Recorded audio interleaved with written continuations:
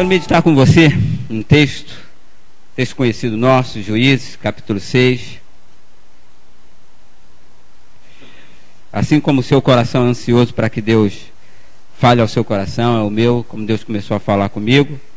Eu espero que Ele abençoe a você, assim como tem me abençoado na meditação dessa palavra. Espero que você, assim como eu, saiamos daqui com respostas para os nossos corações, para os nossos dia a dia.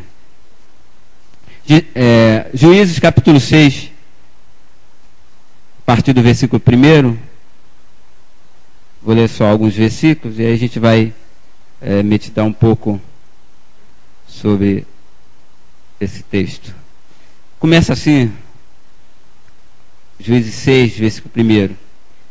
De novo os israelitas fizeram o que o Senhor reprovava, e durante 7 anos Ele os entregou nas mãos dos medianitas. Os medianitas dominaram Israel, por isso os israelitas fizeram para si esconderijos nas montanhas, nas cavernas e nas fortalezas. Sempre que os israelitas faziam as suas plantações, os medianitas, os amalequitas e outros povos da região a leste deles as invadiam.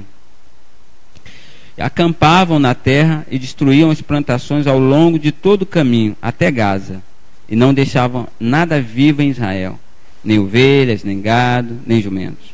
Eles subiam trazendo seus animais e as suas tendas, e vinham como um enxame de gafanhotos. Era impossível contar os homens e os seus camelos. Invadiam a terra para devastá-la. Por causa de Midian, Israel empobreceu, tanto que os israelitas clamaram por socorro ao Senhor. Versículo 7. Quando os israelitas clamaram ao Senhor por causa de Midian, Ele lhe enviou um profeta que lhe disse: assim diz o Senhor, o Deus de Israel: tirei vocês do Egito, da terra da escravidão. Eu os livrei do poder do Egito e das mãos de todos os seus opressores. Expulsei-os e dei a vocês a terra deles. E também disse a vocês: eu sou o Senhor, seu Deus. Não adore outros deuses dos amorreus, em cuja terra vivem, mas vocês não me deram ouvidos. Versículo 11. Então o anjo do Senhor veio, sentou-se sobre a grande árvore de Ofra, que pertencia ao bezerrita Joás. Gideão, filho de Joás, estava malhando trigo num tanque de prensar uvas para esconder-os do medianita. Então o anjo do Senhor apareceu a Gideão e lhe disse: o Senhor está com você, poderoso guerreiro. Amém. O Senhor nos abençoe na meditação da sua palavra. Todos nós temos desafios, de uma maneira ou de outra, inimigos que nos cercam. Os inimigos daqui de Israel eram físicos e eram guerreiros, eram povos fortes que os ameaçavam. O povo estava sendo dominado por algum tempo, e o texto primeiro diz aqui que durante 7 anos. 7 anos eles estavam sendo dominados pelos medianitas. E pode ser que alguns de nós sofram algumas dominações por algum tempo. De repente você tem alguns sofrimentos, algumas coisas que vêm acerca de você por algum tempo, né? E no caso do povo de Israel, havia uma razão para que isso acontecesse. Havia algo que eles haviam feito ou deixado de fazer para que esses inimigos lhe viessem. Diz que eles deixaram o Senhor e fizeram de novo o que era mal ao Senhor, o que era contrário àquilo que eles haviam sido instruídos, né? E nós, como hoje, homens de bem, creio que Deus quer nos instruir hoje, instruir a você que é chefe de família, a você que é jovem, daquilo que está cerceando a sua vida, porque esses povos aqui cerceavam a vida deles. Apesar de eles ser povo de Deus, não havia felicidade neles, porque estavam afastados de Deus. não havia alegria para viver. A sua fonte de alegria havia se esgotado, que estavam distantes de Deus, né? Eles haviam tudo que eles plantavam, tudo que eles faziam, eram-lhe roubado, eram-lhe exterminados, eles não tinham nada. Aí, eu quero entrar já com você nessa reflexão. De repente, algumas coisas na sua vida, nas nossas vidas, estão sendo roubadas. A questão é por que elas estão sendo roubadas? Por que elas estão sendo cerceadas? Ou por que estamos cerceados, ou sendo cerceados em algumas coisas que deveriam estar prosperando, ou que deveriam estar bem, né? É uma reflexão que às vezes nós deveríamos fazer. Se algumas coisas não vão bem, a gente deve refletir, não que a gente vai simplesmente arrumar culpados, mas você deve refletir sobre o que acontece, ou o que está acontecendo acerca da sua vida. Por que determinadas coisas acontecem? Por que determinadas coisas ruins estão acontecendo? Ou por que determinadas coisas estão sendo roubadas da sua vida? Porque a alegria não chega, e se ela chega é muito rápido. Jesus fez uma vez, disse aos seus discípulos o seguinte, ele, até o momento, vocês não me pediram nada. Peça, né, para que a sua alegria seja completa, né? Às vezes o que lhe falta para que a sua alegria seja completa? Ou o que lhe estão roubando para que a sua alegria seja completa? Há quanto tempo você realmente não tem uma alegria completa? Há quanto tempo você não pode se dizer que tem uma alegria? Há pessoas que, apesar de estar na igreja, ela disfarça, ou ela tem medo de dizer, olha, eu realmente não tenho alegria. Porque ela pode dizer para si mesma, atestar, ou pensar, atestar que Deus não é tão poderoso assim para cuidar da vida dela, ou ela pode perceber que ela não está confiando tanto em Deus assim. Mas Deus confronta, Jesus confrontou seus próprios discípulos a dizer para eles que faltava alguma coisa para que a alegria deles fizesse completa. Quero que você busque dentro de você mesmo e perceba se você tem alegria completa. Se há uma alegria, se há uma satisfação na sua vida, ou se você está sendo roubado nela. E por quanto tempo você está sendo roubado. Mas eu quero já dizer desde já que Deus quer dar um basta nisso tudo. Porque é desejo dele. Então, a gente vê que eles já estavam há 7 anos sendo roubados. Há 7 anos sendo cerceados. E nisso eles estavam se escondendo em caverna, e a Bíblia vai dizer, versão em outros lugares seguros, em outras versões, ou em fortalezas. Mas caverna tem um simbolismo. Ela pode ser fuga religiosa. Às vezes tem aqueles que vêm para a igreja para fugir dos problemas de casa. Eu já fiz isso na minha adolescência, ou na minha juventude ainda.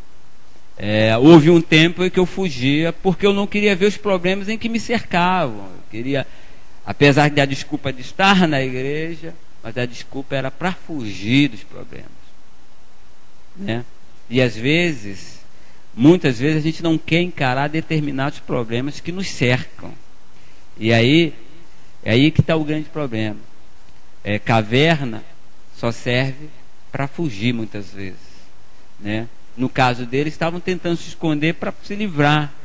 Mas no simbolismo pode ser fugir, porque às vezes estamos fugindo de alguma coisa para não enfrentarmos.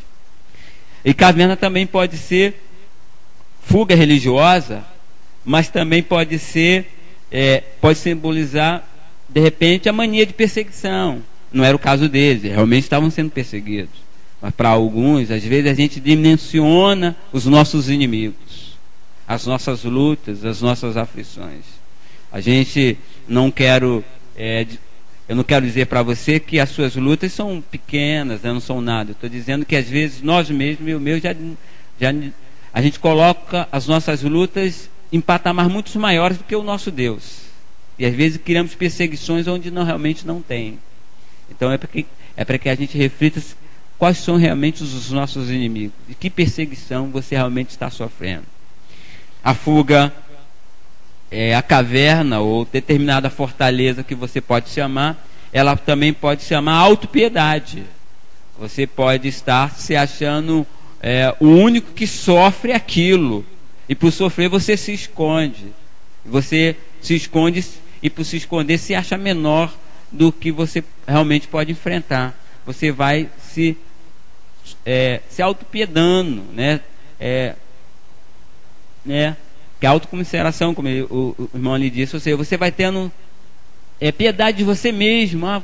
Você vai dizendo, coitadinho de mim, acho que as coisas estão sofrendo, só eu sofro disso, né? É o que eles vão perceber isso, que eles vão sofrendo isso e que eles vão sentindo que piedade deles mesmos. A gente vai sentir isso quando Gideão é confrontado com o anjo, onde vai dizer para ele algo que ele é. Olha que Deus enxerga algo nele, né? E uma outra questão que a gente pode ver é que os inimigos, no versículo 13, é interessante que ele diz, 13 não, 3, ele diz o seguinte: sempre que os israelitas faziam as suas plantações, os medianitas, os amalequitas, os outros povos da região a leste, deles a invadiam, ou seja, se juntava a gente para lutar contra Israel. Não bastava só os medianitas. Você já pensou na sua vida que de repente, algumas vezes, parece que os problemas se juntam para vir de uma vez só? Parece que eles comungam de uma coisa só e dizem, vamos chegar lá e vamos arrebentar com ele. É o que aconteceu com Israel. Israel está durante 7 anos sendo oprimido pelos midianitas. Não só pelos midianitas, e aí o versículo vai dizer que ainda havia os amalequitas, e em outras versões vai dizer que os povos do deserto, os outros povos também vinham para afrontá-lo. É como a gente pode dizer, como a vida de Jó, um problema atrás do outro. Eu não sei como está a sua vida hoje. De repente você se enquadra nesse sentido no versículo 3. Você enfrentou um problema e daqui a pouco você está enfrentando outro, e parece que se juntou tudo para derrubar você. É assim que Israel estava, e é assim que eles se sentiam. Parece que tudo combinavam para destruí-lo. E essa era a intenção do inimigo, destruir. E essa também é a intenção do inimigo das nossas vidas, nos destruir. Mas houve um momento que eles clamaram. Versículo 6. É o seguinte: por causa de Midian, Israel... Versículo 4 não, é 6 mesmo. Isso, 6. Por causa de Midian, Israel empobreceu tanto que os israelitas clamaram por socorro ao Senhor. Ou seja, eles só lembraram de Deus quando chegou a um extremo, quando eles empobreceram demais. Aí eles resolveram lembrar de Deus. A nossa questão, eu quero que você pense comigo, que enquanto a gente está em lutas, em aflições, Deus não espera que você chegue ao fundo do poço para clamar. Ele espera que no momento em que você está sofrendo, que você clame. Porque Ele tem o desejo de nos responder. Tem um desejo de nos socorrer. Tem um desejo de estender a sua mão ao nosso favor. Porque Deus mostrou para ele misericórdia. Mas é interessante que quando Deus, eles clamam, no versículo 8, diz o seguinte: Ele enviou, quer dizer, Ele, Deus, lhe enviou um profeta que disse: assim diz o Senhor de Israel, tirei você do Egito, da terra de escravidão. Eu os livrei do poder do Egito e das mãos de todos os opressores. Expulsei-os de diante de você, expulsei-os e dei a vocês a terra deles. E também disse a vocês: eu sou o Senhor, seu Deus. Não adoro os deuses dos amoreus, em cuja terra vive, mas vocês não me deram ouvido. Deus é um Deus em que ouve, mas é um Deus que vai confrontar com você aonde está o seu problema. Deus não é um Deus em que passa a mão na nossa cabeça sem nos dar o diagnóstico aonde estamos errando, ou aonde é o nosso problema. Deus não se limitou a não ajudá-lo, mas antes de ajudá-lo, queria tratá-lo.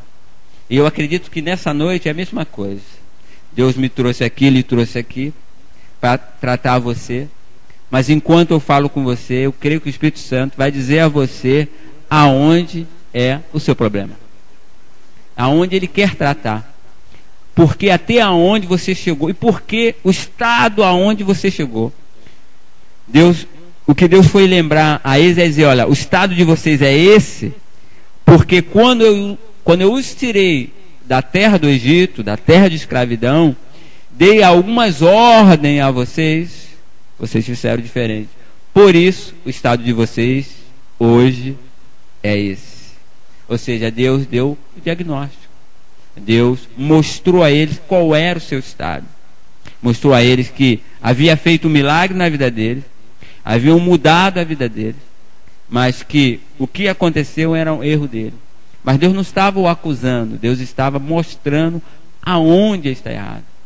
E essa é a função de Deus, é mostrar a você aonde eu errei, ou aonde você errou, para que a gente possa ser tratado. Deus é esperto nisso. Ele gosta de mostrar-nos para que a gente não erre mais. Porque Deus não é alguém que passe a mão na sua cabeça e deixe você seguir sem que você seja confrontado com o seu problema. Deus é aquele que nos confronta com os nossos problemas, porque Ele tem o desejo de nos fazer melhor. É o que Ele queria fazer. Deus quer, aí é interessante que Deus quer encontrar em nós, assim como encontrou Gideão. Apesar daquela bagunça toda, apesar daquela dominação toda, e olha que Gideão estava com medo, porque a Bíblia vai dizer que Gideão estava malhando trigo num lugar que era para prensar uva, mas ele estava fazendo alguma coisa, apesar de malhar o trigo num lugar errado, ou não era o lugar devido, mas ele estava fazendo alguma coisa. Deus encontrou nele um homem valente. Aos olhos nossos, aos olhos de qualquer um, estaria com medo. Que valentia seria essa? O valente, a expressão valente é aquele que enfrenta o seu problema, mas de uma certa maneira ele estava tentando dar sustento à sua família, ao seu povo, né? E Deus conhece você, como chefe de família, a sua luta, que você com todo esforço está tentando cuidar da sua família. Alguns podem olhar para você e achar que você é covarde, mas Deus quer encontrar em você um Gideão que está lutando para manter a sua família, porque, como foi bem dito aqui, aí fora estão tentando destruir a sua família, estão tentando destruir você, mas você está lutando em Deus para manter a sua família, e Deus vê isso. E o que Deus quer encontrar em você é um Gideão da vida, é alguém que está pronto para que Deus use. Mas olhe, que de repente você esteja como o pensamento de Gideão, se achando insignificante e desconfiando de Deus. Gideão se achava insignificante porque ele diz: eu sou o menor da casa do meu pai e a minha família é a menor entre as tribos. E mais tarde ele questiona: se o Senhor é conosco, por que tudo isso nos sobreveio? Não é a desconfiança de que Deus ainda era o mesmo Deus? Essa era a desconfiança de Gideão. Mas mesmo assim, nessa desconfiança, Deus achou nele um coração sincero e achou nele um homem valente. Deus quer encontrar em nós um homem valente, para que enfrente, que não se dobre às situações da vida, que não se dobre aos seus inimigos. Eu não sei quais são os seus inimigos hoje, eu sei quais são os meus, quais são as minhas aflições.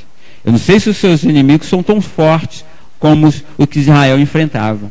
Eu não sei quais são as suas lutas, mas uma coisa eu devo, mas uma coisa eu sei: o Deus que ajudou a Gideão é o mesmo que te convidou para esta noite, para dizer ser homem valente, porque Ele te chamou, e quando Ele chama, Ele encontrou em você um homem valente, e Ele quer tratar você.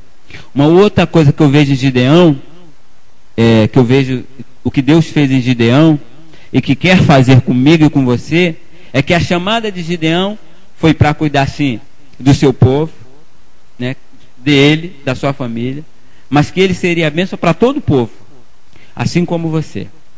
Deus chama você não apenas para que você seja simplesmente bênção para a sua família, mas bênção para todo e qualquer pessoa. Quem sabe para outras famílias. Gideão foi esse. Deus encontrou nele, não encontrou mais em nenhum outro, mas encontrou em Gideão. Eu espero que nessa noite Deus encontre em você um homem valente. No versículo,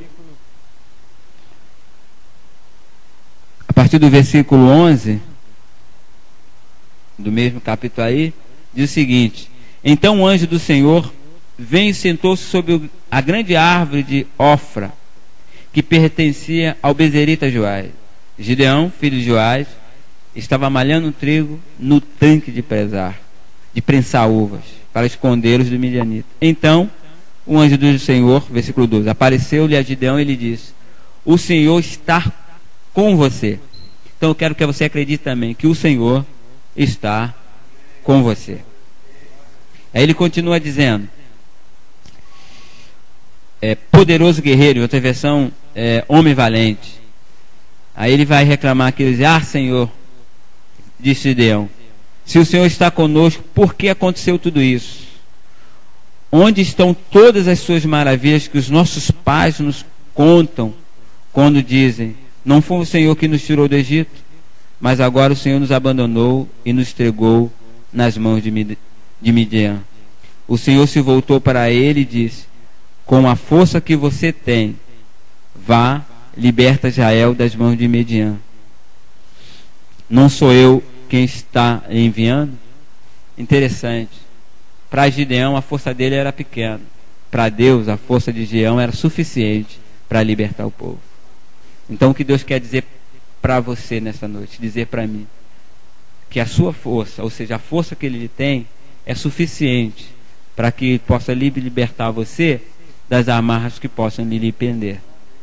Porque às vezes a gente acha que nossas forças são pequenas demais para que a gente possa continuar ou se libertar das coisas que nos prendem, né? Então, mas que você acredite nisso, que Deus está convocando você, ou simplesmente lembrando a você nesta noite, que você ainda é valente dele. Seja você chefe de família, seja você jovem, Deus ainda confia que você é homem valente. Porque Deus conhece o seu esforço, conhece a sua vida. Ele sabe aonde você está malhando o seu trigo. Ele sabe aonde você está cuidando da sua vida. Ele sabe o seu esforço que você está fazendo para cuidar das suas coisas, da sua família, da sua casa. Ele conhece você. Então, a única posição que a gente tem é se colocar, é nos ver como Deus nos vê, como valente. Se Gideão pudesse se ver assim, depois ele ganha essa visão, mas depois de um custo, de se ver como valente. O que Deus quer nos chamar hoje é que a gente se ver como valente, não como autossuficiente, mas como valente em Deus. As suas lutas e as minhas lutas não podem nos amedrontar, não pode nos fazer parar, né? Em Deus a gente tem que confiar que em Deus seremos vitoriosos. Porque quando Gideão foi lutar, Deus deu todas as estratégias que ele precisava. E nessa noite o Espírito Santo te dará, crê em Deus, todas as estratégias que você precisa para vencer na vida, ou para cuidar da sua casa, cuidar da sua família e da sua própria vida. Porque é Ele que nos liberta das amarras que pode nos prender. Porque esse é o desejo de Deus, gente. É nos fazer guerreiros, como diz a versão, poderosos. O nosso problema é que a nossa visão é bem pequena, que a nossa visão em relação ao que Deus nos vê é bem diferente. Deus vê você como valente, muitas vezes a gente se vê como fraco, né? E Deus vê como você, que alguém que como pode conquistar e sair da situação que você está. O problema é que a gente não consegue enxergar a saída, mas ainda bem que é Ele que nos conduz. Então é Ele que conduz a sua vida. Então que nesta noite você perceba, primeiro, que independente do tempo em que você está vivendo, as suas aflições e seus inimigos estejam lhe oprimindo, Deus ainda ouve o seu clamor. Porque o texto fala de um tempo, de 7 anos. Mas para Deus não importa quanto o ano, quanto o tempo. Só durou esse tempo porque eles esqueceram de clamar a Deus. Quando clamaram, Deus enviou alguém para primeiro dizer aonde estavam errando, onde não podiam errar. E segundo, encontrar neles, dentro deles, alguém que era valente. E assim seja com você. Que Deus encontre em você alguém que clame e alguém que está disposto a vencer. Que Deus nos abençoe nessa noite. Em nome de Jesus. Amém.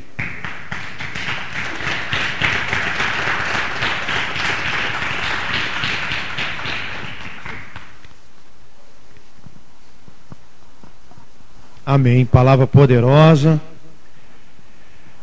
Eu vejo o malhar do trigo desse século, esse tempo do nosso inimigo é Satanás, invisível e poderoso. Nós temos que tomar cuidado.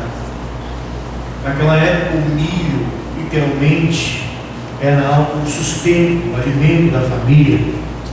E hoje, nós podemos conjecturar ou até mesmo aplicar que o nosso trigo pode ser a nossa vida com Deus, pode ser a nossa vida familiar, pode ser a nossa conduta, pode ser vários e vários adjetivos para um bom homem de bem.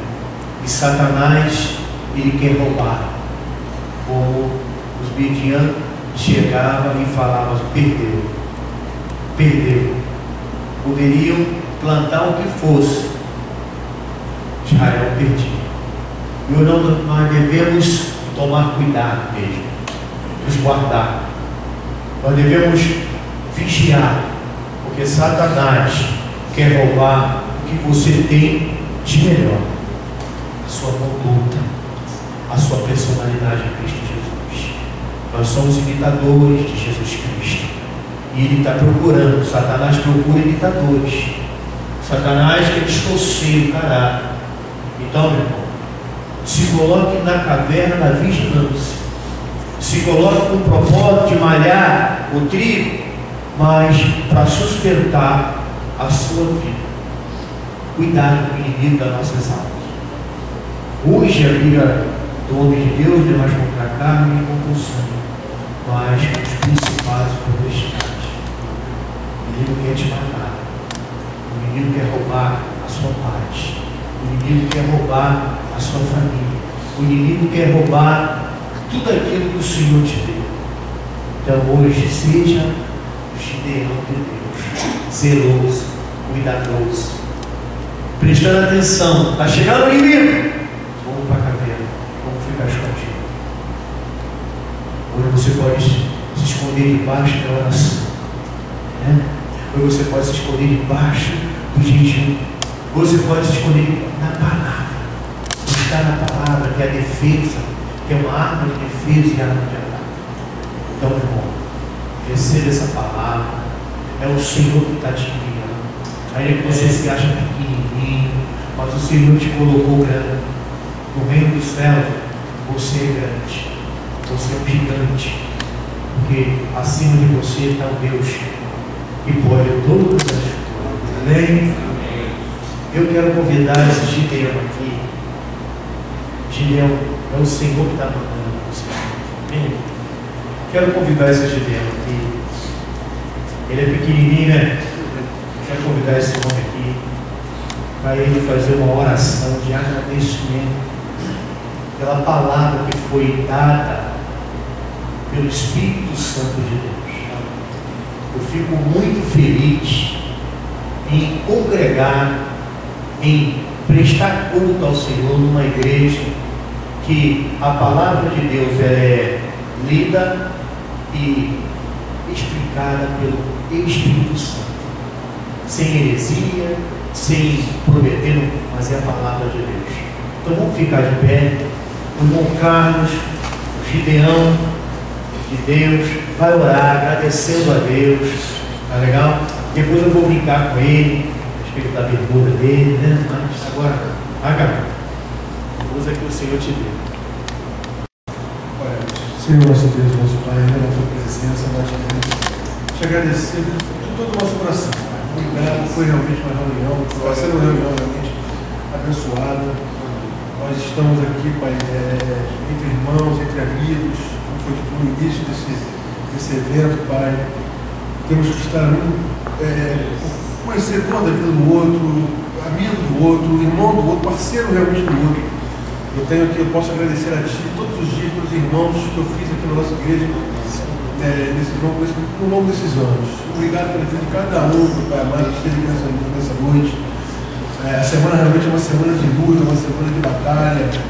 Aqui temos pessoas que são casadas, que têm filhos, que têm trabalho nessa semana, que tiveram problemas durante a semana, carros enguiçados, problemas com a família, problemas com a esposa, enfim, Senhor Deus, visitando pessoas nos hospitais, indo a velórios, mas hoje nós escolhemos estar aqui na tua casa.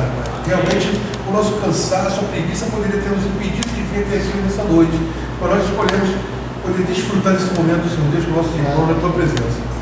Obrigado por tudo, meu Pai. Obrigado por cada coisa que foi dita aqui nessa noite, pelo louvor que foi entoado, pelos músicos, pelo Ademir, que tão lindamente conseguiu levar-nos à tua adoração, Senhor. Obrigado pela vida de cada um, pela vida do pastor Anderson, Senhor Deus, que é o responsável por esse evento. Senhor, em nome de Jesus, que eu possa enviar cada vez mais os homens da tua casa, Senhor Deus, para esse evento. Que possam entender, Senhor Deus, a maravilha, a grandeza de estar aqui na tua presença. Obrigado pela vida do pastor Gilmar, que também está aqui conosco nessa noite. O Tarcísio, que trouxe a palavra inicial. Obrigado pela vida do pastor Antônio e desses pastores, ó Pai. Seja por cada um deles, por seus familiares, ó Pai amado. Em nome de Jesus, não permita que o inimigo se levante contra essas famílias, ó Deus. Nós sabemos já as dificuldades, Senhor Deus, a luta que é manter uma igreja como essa, ser um servo do Senhor, ser um homem de Deus. Em nome de Jesus, eu quero te pedir agora que possa nos acompanhar até lá atrás. Nós vamos ter um momento de confraternização, Senhor Deus, com os irmãos. Que seja como sempre tem sido, uma alegria estar ali, Senhor Deus. Possamos estar ali brincando, conversando e fazendo, estando em comunhão contigo. Mas não estaremos num lanche, Pai. Estaremos mais um momento de comunhão com o Senhor. Obrigado por tudo que tu tem feito por mim, pela minha família, pelos meus irmãos aqui na tua casa, pela família dos meus irmãos, Senhor Deus. Quero te pedir perdão pelo nosso pecado, pelas nossas falhas. Te pedir em nome de Jesus, Deus, afasta-nos daquilo que nos afasta de ti, Senhor. Leva-nos em paz sobre a tua proteção dos nossos lares. Deus, uma noite de sono, Deus, totalmente restauradora e refazedora. Prepara-nos para mais um dia de vida na tua presença, no sábado, e que amanhã, depois de amanhã, possamos estar aqui na tua casa, todos juntos, louvando, agradecendo, glorificando e exaltando o teu santo nome, porque só tu és digno de todo louvor e toda adoração. Em nome de Jesus, peço por tudo e te agradeço.